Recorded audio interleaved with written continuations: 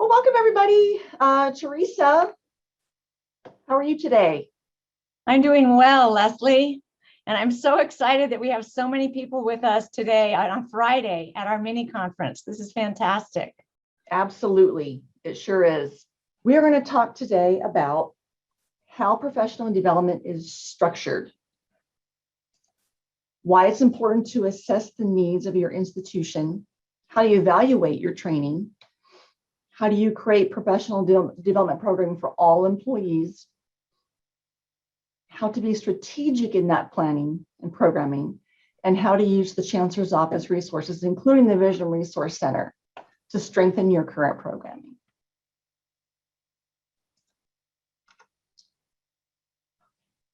Teresa, do you want to talk about our committee structure?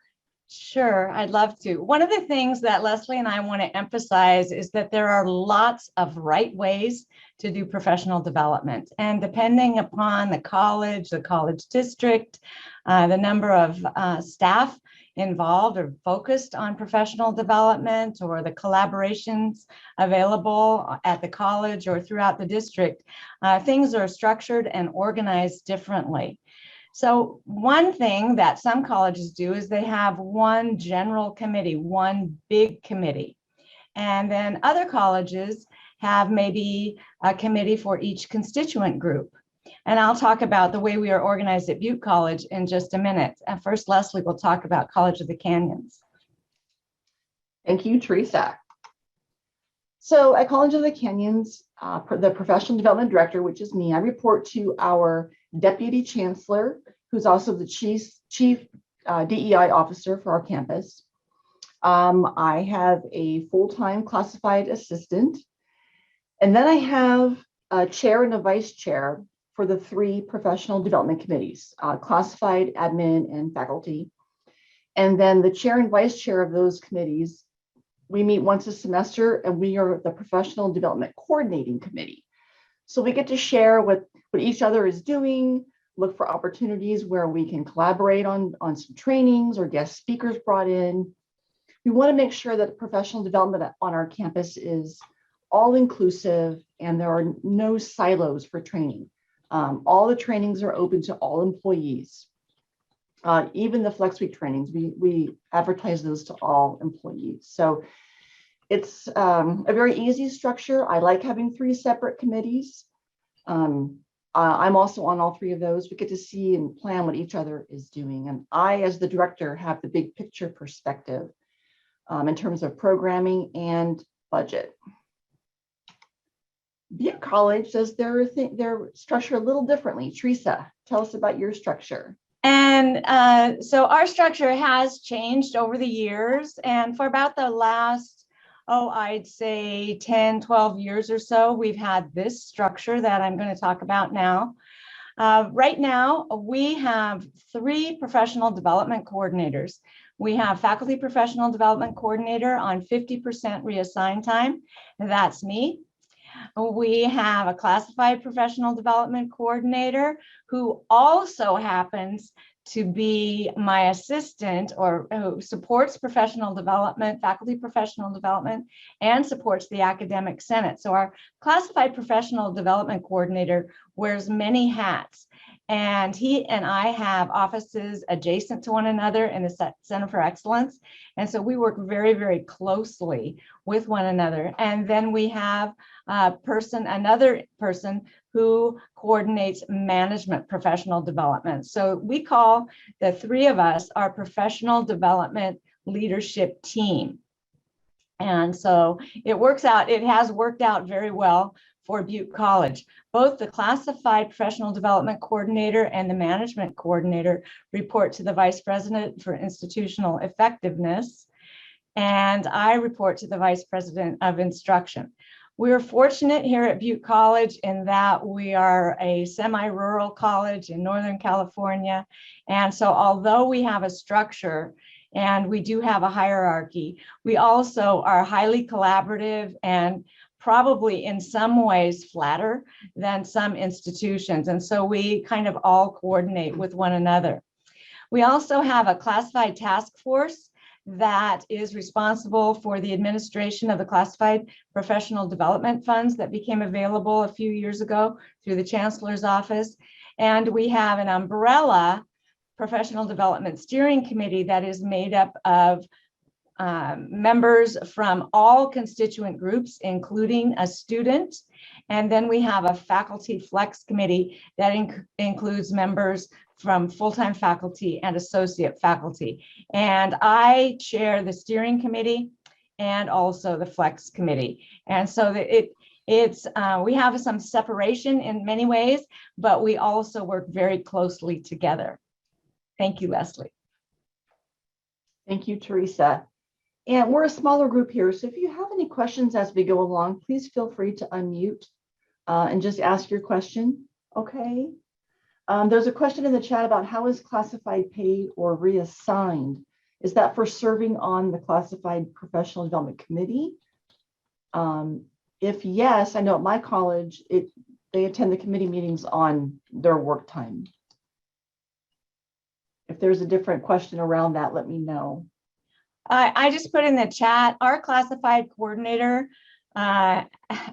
receives a small stipend for doing the work that he does. I'm always advocating for a larger stipend, but we're a very fiscally conservative college. And so far he does receive a small stipend and a lot of support from the rest of us. Okay, thank you, Teresa. Oh, and I am, Carrie has asked a question in this diagram, which position is the lead vision resource admin? I serve in that role. Great. Thank you. Okay.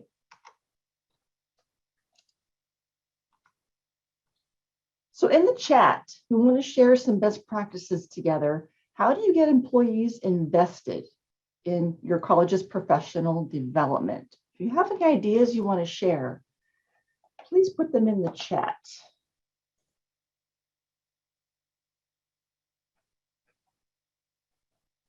I know at College of the Canyons, I'll share an example. We had a longtime math faculty member. He worked here for like 20 years, and I coordinate a professional development mentor program. And there was a new math faculty who reached out and asked me for a mentor. And so I reached out to this person and I said, you know, hey, you've been in the math department a long time. Would you be willing to be a mentor? He was so flattered to even be asked. He participated as a mentor. And afterwards, he came up to me and said, Leslie, I had no idea how rewarding this program was. Count me in if you ever need me in the future to be a mentor. It was so great. So I like to reach out to people who maybe aren't that involved with professional development, but have a great skill set or area of expertise and just ask them. No one's ever turned me down yet. So, so let's see what in the chat what you all are doing. There are lots of great ideas. Yes. Somebody mentioned, Rebecca mentioned 12 mandatory hours of professional development during Flex Week, and faculty have a 60-hour annual Flex obligation. So there are built-in incentives for faculty. The contractual obligation is there at Butte College as well. Our faculty have either a 66 or a 72-hour annual Flex commitment, depending on the academic calendar in any given year. And so we try to offer at least half of that during our Flex days in the fall and then again in the spring. So we have 11 or 12 Flex days in any given year at Butte College. That's great. That's a lot of days. Professional growth increment, certificates, promotional plan, developing a DEI-focused administrative policy that requires yearly DEI-specific PD trainings. I love that. Mm-hmm. Oh, no classified committee.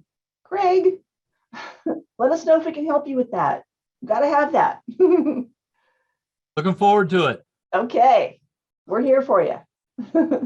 Another thing we do at Butte is everything that we coordinate during Flex days is of course open to all classified and managers, and everything that, for example, is going to be offered during our Classified Professionals Week, which is during spring break coming up in 2 weeks at Butte College, is also open to the entire college community. And so we're very open that way. We don't track professional development for those who are not specifically targeted. So we only track professional development for faculty, but classified professionals at Butte College do have a 3-hour per year professional development requirement per contract. That is really great to hear, Teresa.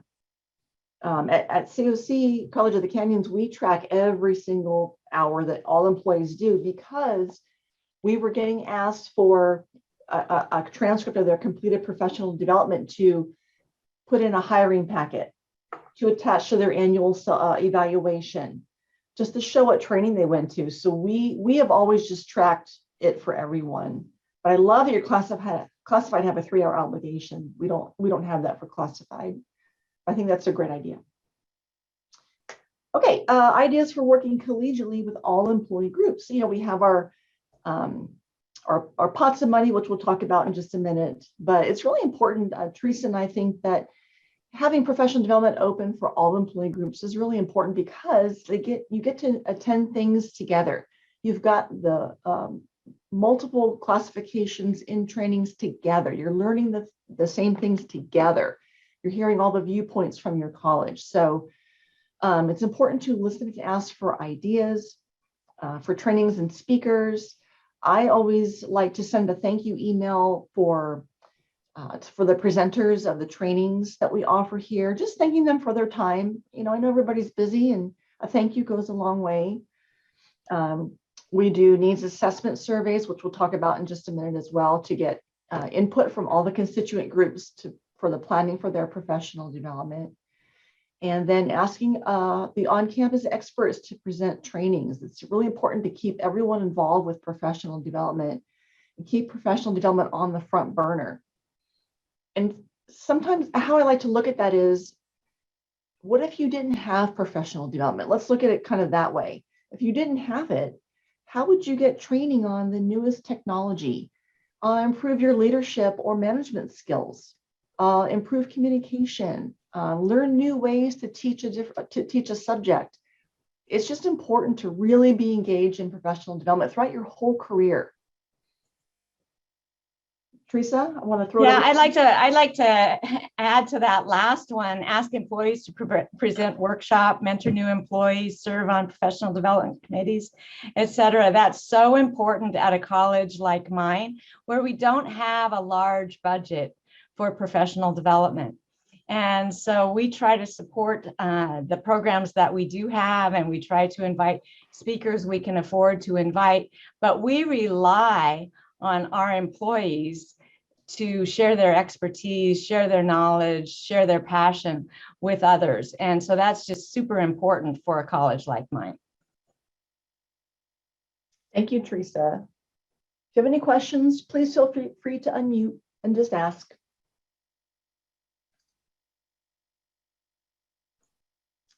Okay, needs assessment surveys. So at College of the Canyons, we do these every year without fail.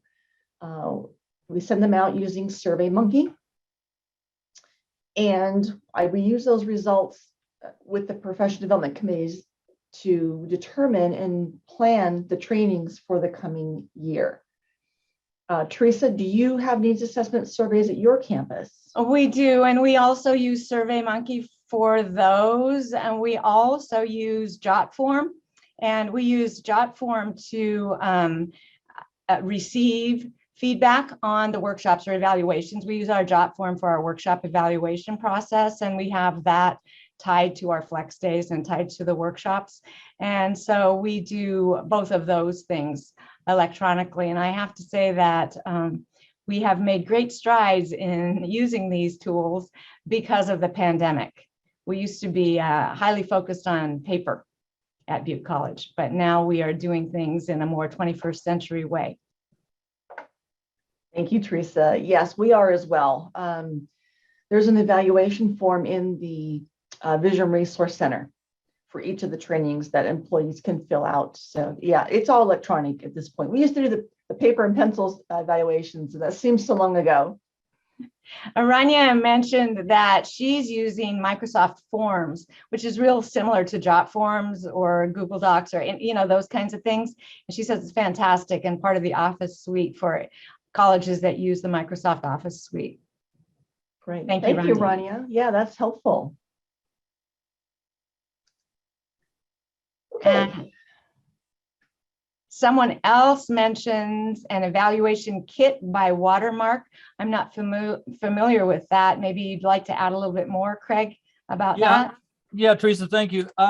So we are converting over from what used to be a 50-step process. We got down to 10-step process for faculty evaluations and course evaluations.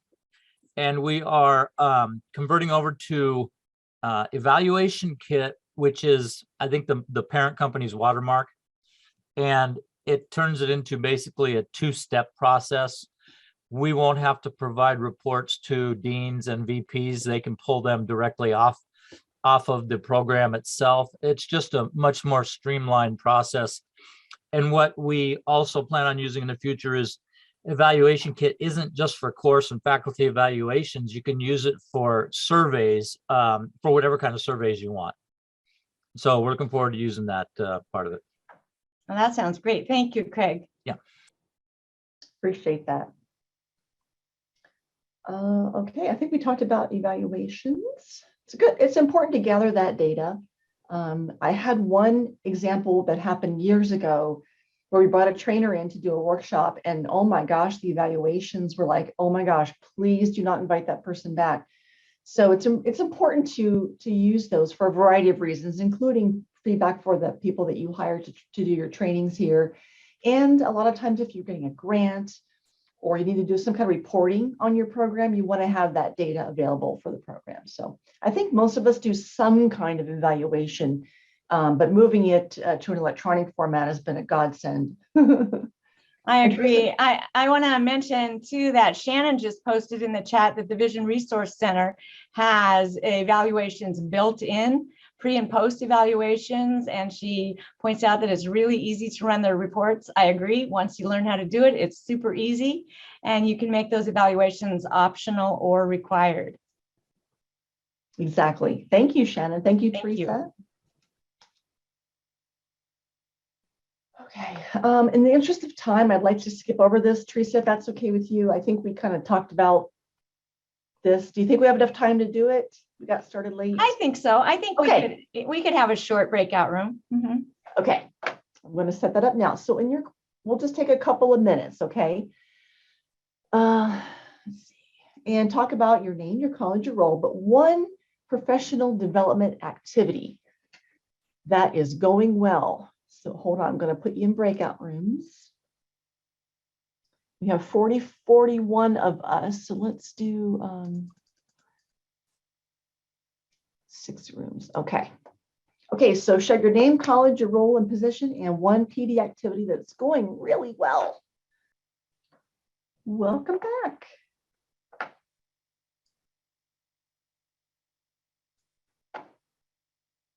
Okay, welcome back, everybody.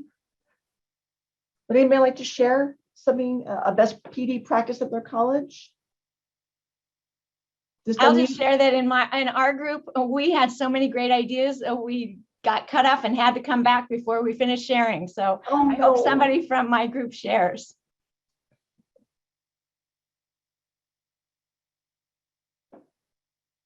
I'll go ahead and share. I was just mentioning that we launched the Vision Resource Center tracking system and the access to the Vision Resource Center and everything this year. And we saw our participation by our faculty go from like 500 and something participation to around 1,600. So it's tripled in just having that access to be able to do statewide events and online trainings and those sort of things at their leisure. Amberly, does that mean hours completed? 500 from 500 hours to 1,600 hours? No, that was participation, like number of participation. Fantastic. Congratulations. That's amazing.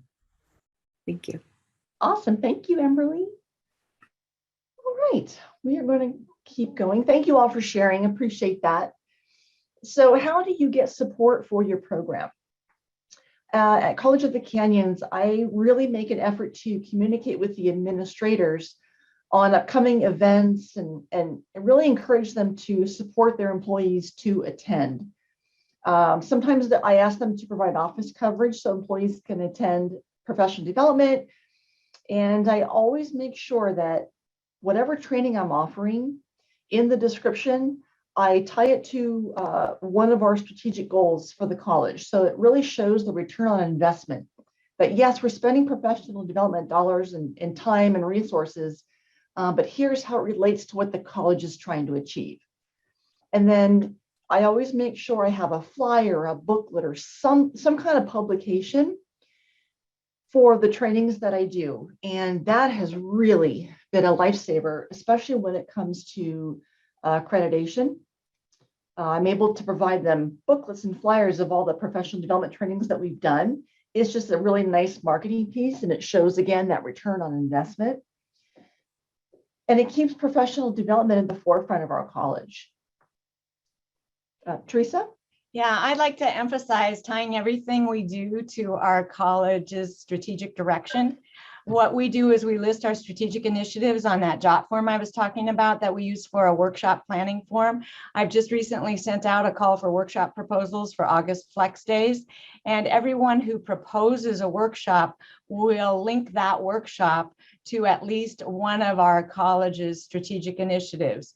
And so we try to really show clear alignment between the college's mission and strategic direction and professional development. That it has been helpful to us in getting the support that we have gotten. Also, we do have, I want to mention, go back kind of to our professional development steering committee. We have 2 vice presidents, and our equity officer also sit on that committee. And sometimes we are able, because of that connection, because of that strong connection with leadership, to get additional funding. We just recently, for example, are, I think, going to be able to access funding for captioning for videos college-wide because of that connection that we've established in professional development steering. So sometimes our work is able to be effective at the broader level for people, not only for those of us involved in professional development, but for everyone at the college. We'll see how that goes. Absolutely. Thank you so much for that, Teresa. And so there was a question in the chat about professional development funding. We recently got some funding from the State Chancellor's office. Actually, it was in 2019 for classified professional development. Pretty big chunk of money. I know at my college, it was something like $61,000. And those funds roll over year to year. So we still have a big chunk of that because we haven't been really doing a lot of in-person trainings or that we need to hire speakers for. We've been doing things on Zoom. It's been a much more lower cost, but we do have that funding, which is really great to have. But my college also provides money out of the general fund to operate the program. And of course, to pay my salary and my full-time classified assistant salary. But there are other pots of money available. Teresa, I don't know if you want to jump in. We can also open it up to the group here. Yeah, Leslie, we have a similar funding structure. We support the program aspect of the professional development program out of the general fund. My salary is paid out of the Office of Instruction, as is our admin's salary and classified professional development coordinator salary. What we do at our college in order to make our dollars go farther is we collaborate. So for example, professional development collaborates with student equity, with our diversity committee, and with others on campus to provide professional development to our colleagues. We have the tech center here at Butte College. And so, for example, we're going to be providing some accessibility basics training during Classified Professionals Week and things like that, we work a lot in tandem with one another to make our dollars go farther. Thank you, Teresa. So let's talk about hiring presenters. As you know, they can run the gamut in terms of pricing. So I always like to negotiate with presenters, especially those who are charging a higher dollar amount. I'll say, we're a community college. Would you be able to do it for this amount? And most of the time they say yes. You can also collaborate with another college in your region if you have one that's fairly close by to share the costs. And that also provides an opportunity for the two colleges' employees to get together and engage in that training together and network with each other. In terms of showing a return on investment, I also like to invite the presenters to do a follow-up. And it might be just a Zoom call. They might come back in person if they live fairly local, but to have a dialogue about what was learned and how are they implementing what they learned. And then leveraging multi-college systems to maximize resources. So those of you who are in a multi-college district, you may be able to do that. My district's just a 2-campus district, but and I've heard from my colleagues that the multi-campus districts are a little challenging because there's just so many employees. But I think each of you probably has a pot of money for each college, but certainly you can negotiate and leverage that funding amongst your district colleges. And Teresa, again, I invite your input on this slide. Oh, thank you, Leslie. We don't have nearly the funding that some colleges do to bring in outside presenters. But last year, for example, our student services division offered a monthly series of anti-racist trainings. So we had Dr. Bull was one of our presenters, Dr. O'Bara was one of our presenters, and student services opened those trainings up to the entire campus community. And so although they weren't funded through professional development, people were able, we assigned flex numbers to those trainings, and people were able to earn flex hours by attending those trainings. And someone asked, do colleges collaborate to offer regional professional development offerings? I would say sometimes, but it can be challenging. We have an associate faculty conference coming up in April here at Butte College. It's virtual, and so we invite anyone is able to attend that. There's no cost attached. And so we last year had several people from other colleges attending, and I noticed Shannon has her hand up. Yeah, Teresa, just that wasn't why I raised my hand, but if you would want to, you can put that event in the PD practitioners. There's a topic for college events that we want to invite other people to. So please post it there. That'd be great. We can all share it. I just wanted to share that the LACCD colleges last year, we collaborated on one keynote speaker for all of our opening day. And it was great because we got a person whose name is escaping me right now, but he's phenomenal and it'll come to me. But thank you, Kendi. He was great, but what was great too is because we're virtual, we were able to record it in advance so people could show it on their virtual events exactly when it worked for their timing. But it had a really great energy and feel of being live. But it also reduced all the AV anxiety and the opportunity for it to go over or start late or there to be an issue. So great ways to collaborate moving forward. But definitely, if you have events that are happening on your campuses that you'd be open to sharing to other campuses, you can share them in the PD practitioners community. Thank you, Shannon. Great idea, Shannon. Thank you. I also want to do a quick plug for 4CSD's, I guess you call them regional trainings. We have webinars that are open to all the professional development practitioners in the state of California. We do those roughly quarterly. So those are available as well to all of you. And of course, we like to use our own faculty and staff to present workshops on our campus. They have a great knowledge and skill set, and most of the time they're willing to share that at workshops. How do all of you incorporate your on-campus faculty and staff? Do you reach out for an invitation? Do you do a call for workshop proposals? A little bit of both? I'd like to hear from you.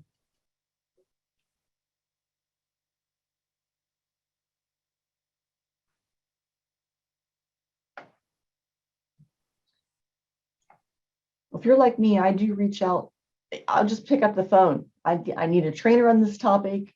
I know that you can do it. I know you have the skill set. Would you be willing to do it? And most of the time they say yes, which is really great. Most people seem to be very happy and flattered to be asked. So we are so thrilled about the Vision Resource Center and the thousands of trainings that are offered. It's absolutely amazing. Before the Vision Resource Center, we went live July 1 of 2021. But before that, oh my gosh, I would have, I don't know, a handful, a dozen or so faculty who just could not complete their 41 flex hours. And I used to get so frustrated with them because just without the VRC, my college has over 600 trainings a year. Like, how could you possibly be short on flex? So now with the Vision Resource Center, those online trainings, there is no excuses. It's available, like Beth Kay said, 24/7. There are so many topics. It's just amazing. And I have noticed that our faculty and staff are taking a lot of those online trainings because they can tailor the topics to whatever it is they're needing training on. It's right there. There are short trainings, medium length, longer, more in-depth training. It's such a valuable resource.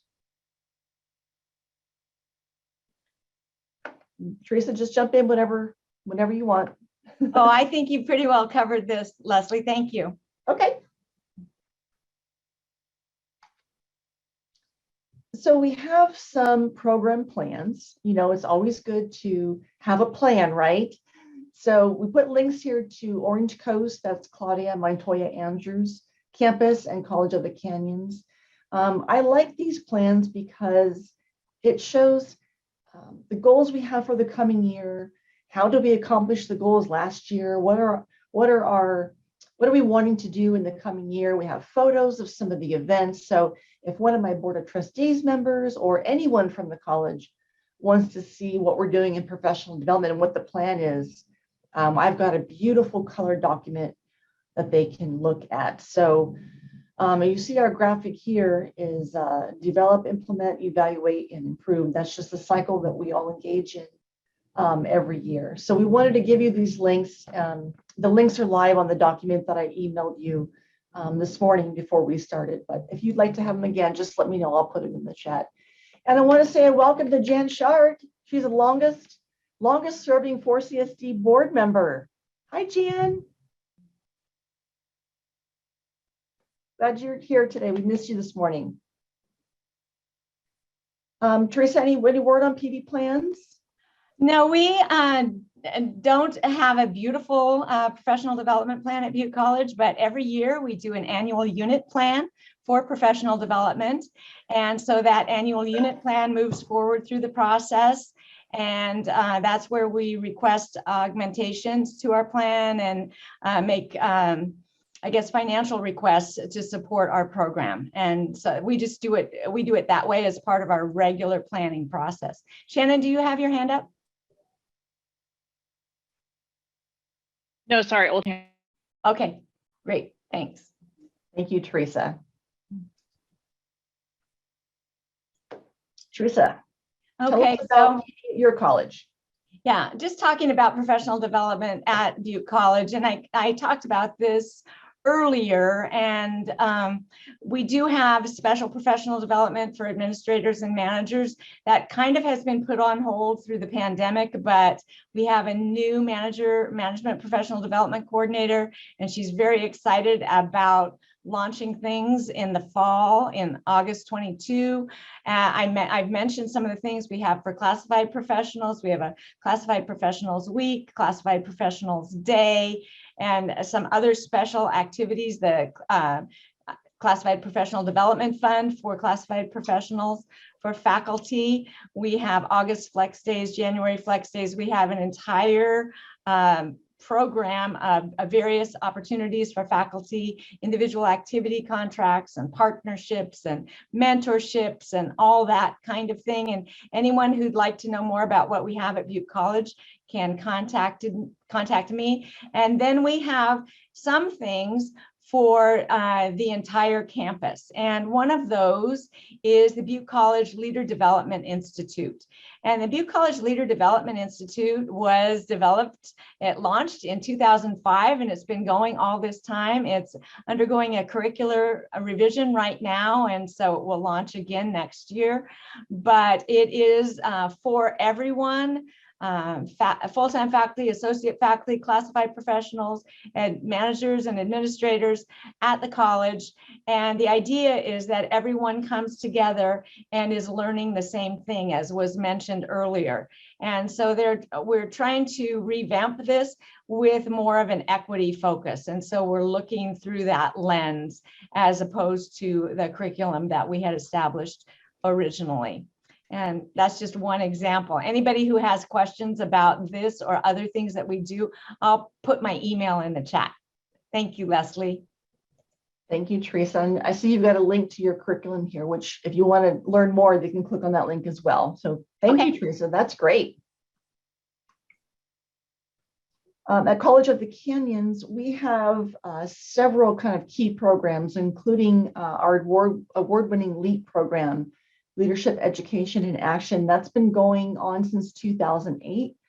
Our Chancellor, Dr. Diane Van Hook, leads those sessions. She gives a presentation at nearly all of them, which we're so grateful for, because she's been our Chancellor for 32 years, I believe. So we're very fortunate to have stable leadership that whole time. But she leads the initiative for our leadership program. And you can see in the photo, we have our special LEAP shirts. And everyone feels really special. If you're in LEAP, you have a nice LEAP shirt like that. So anyways, we also have the Management Academy that we run in the fall that teaches day-to-day management skills. It's different from our leadership program. We have a Summer Technology Institute. We've run a couple specialized institutes, including Office Professionals, Guided Pathways Professionals Institute. I put everything on our website, which you see the link right there. Happy to share any agendas or whatever you might need. I'm happy to share with you. I'm a big believer in not reinventing the wheel, but let's take something and customize it, instead of reinventing it from the beginning. So these are our key, our signature programs that we offer. And in 2 weeks from today, we are having our annual administrators retreat. We have a presenter coming in to do a conductive leadership assessment, and we're looking forward to that as well. We do that every year with our administrative team. So lots of PD going on at College of the Canyons as usual. I am never bored. So professional development practitioners. So let's say you're new to this role and you're like, hey, Leslie and Teresa, what does flex mean? How do I manage all this? So briefly, flex is short for flexible calendar program. It's legislation that allows you up to 15 days a year that are taken from the instruction days to do professional development. Some colleges, like you heard Teresa say, I think have some mandatory flex days. My college doesn't have any mandatory flex days. We have 10 flex days, 5 in the fall, 5 in the spring. The average is 5 days. So some colleges have more, some colleges have less. But the purpose is to provide time for employees to participate in professional development activities.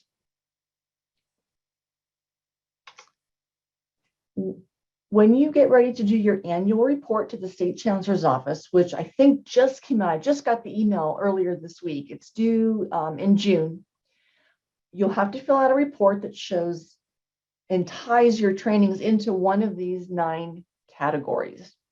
So as you can see, they're somewhat broad.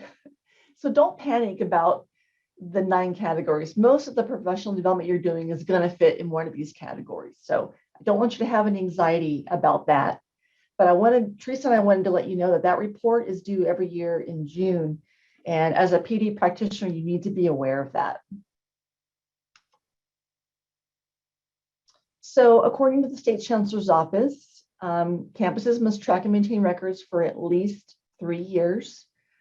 At my college, we pay our adjunct faculty to participate in professional development up to 9 hours each semester, fall and spring.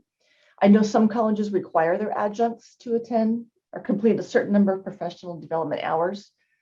Our full-time faculty have to do 41 hours a year.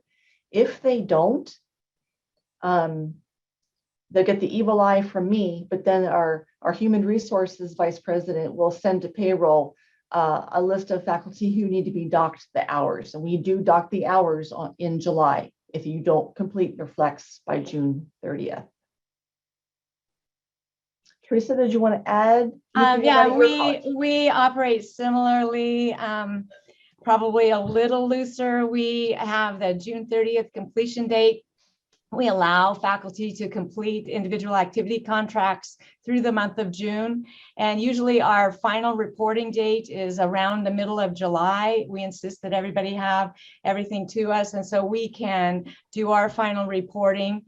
And then what happens for full-time faculty is if they don't complete for this year's 66 flex hours, then their leave is docked accordingly.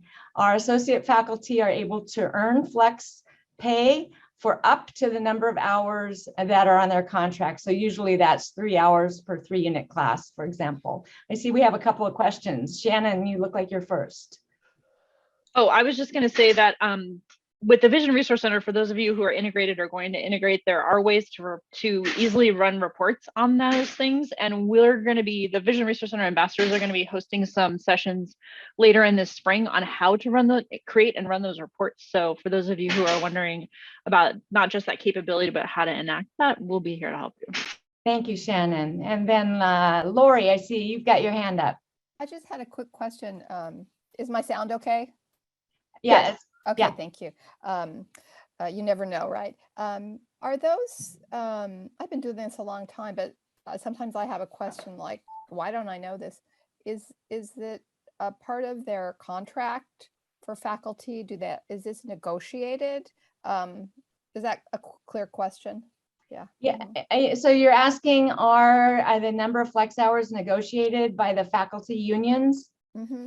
Yes, That's at my campus, yes, that is true. It's a contractual obligation.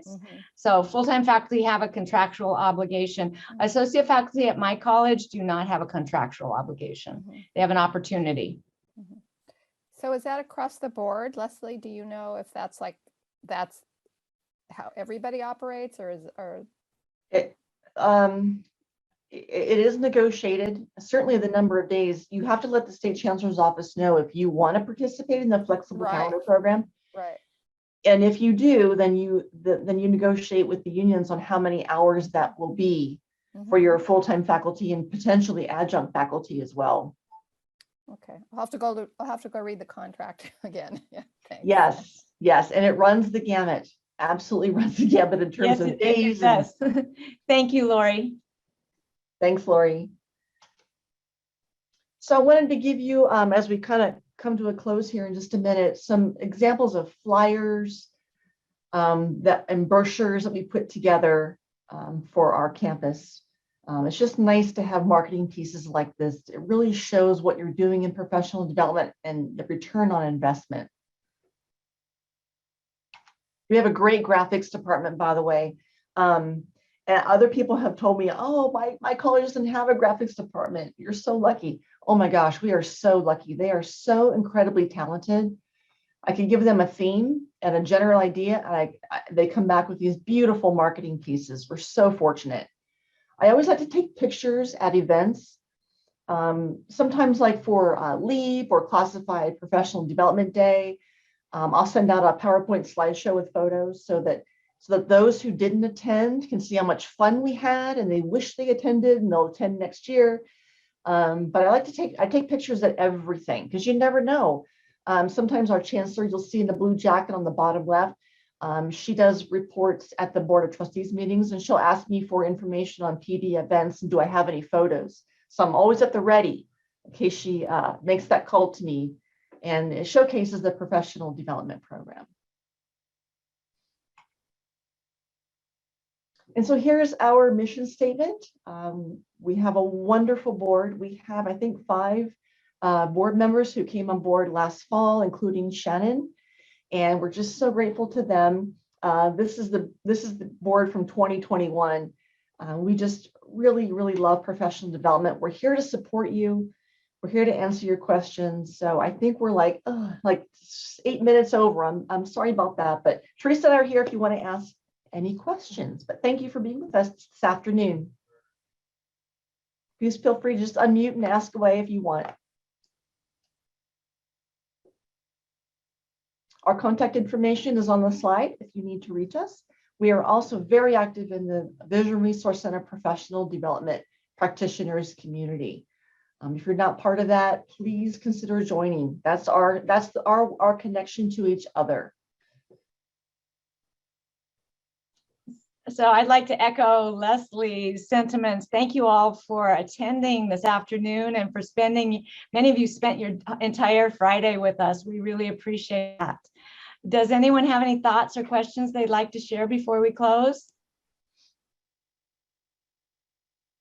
If there aren't any other questions,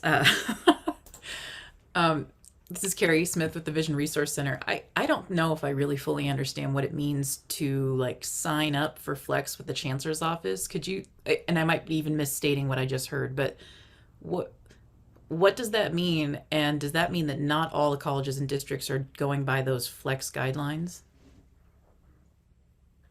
Well, I know the State Chancellor's office offers some webinars and things that you take. And if you complete it in your integrated college, it automatically shows up on your transcript. Is that what you're asking about, Carrie? I guess I need to understand. I need to do a little more to better understand what it means to sign up for Flex versus not. You mean participate in the Flex program? Is that what you're talking about? Participate in the flexible calendar program. That would be something that a college would work with the Chancellor's office on.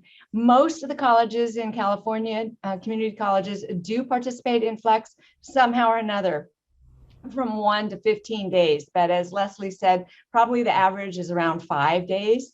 But there are a couple of colleges, I believe, that do not participate in Flex. Rebecca.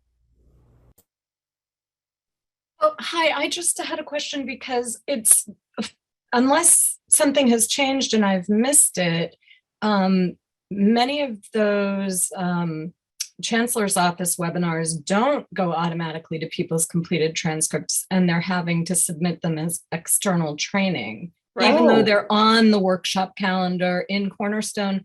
And our classified coordinator told me that the Vision Resource Center or Cornerstone is working on making that an automatic thing, but that it's not quite yet.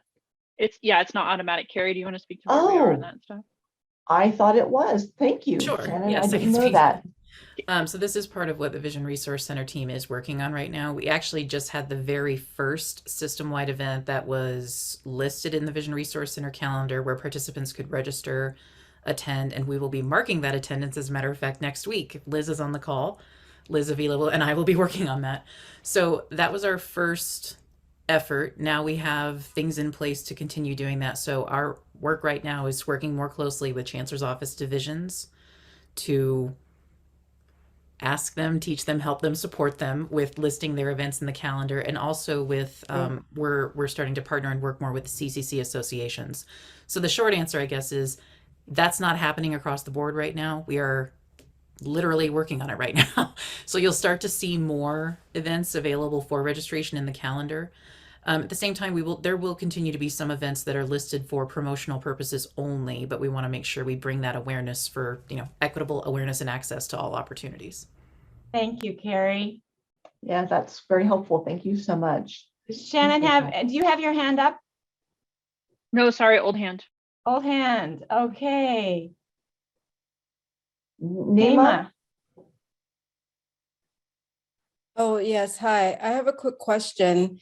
As we're transitioning, back to more campus events, the online for Vision Resource Center doesn't give, the opportunity to give partial credit for attendance. So I kind of wanted to know, what is your best practice for participation in virtual sessions? our best practice is to err on the side of grace right now. And so we do give credit for people who participate in the Vision Resource Center, and those hours are reported. We also at Butte College have homegrown workshops that we have more than 75 of them posted on a Canvas ProDev course site. And so after each of those, we have a little quiz. And so faculty who take those have to get 100% on the quiz to get credit for attending that workshop. So we try to encourage accountability that way, trying to be accountable while also understanding how much people have experienced in the last few years. Yeah, Anima, at College of the Canyons, we don't give partial credit. Some of the trainings in the Vision Resource Center could be like 10 minutes or 15. We ask that employees who do that combine them. Our minimum is a 30-minute. So they can't submit to me a 15-minute training. They need to do 2 15 minutes and submit it to me for a half an hour. It's just going to be a tracking nightmare if we allow these little 5, 10-minute, 15-minute things. So the faculty PD committee said that's it. It's a 30-minute minimum, and you have to complete the whole thing. We don't give like partial credit. If anybody else would like to weigh in, please do so.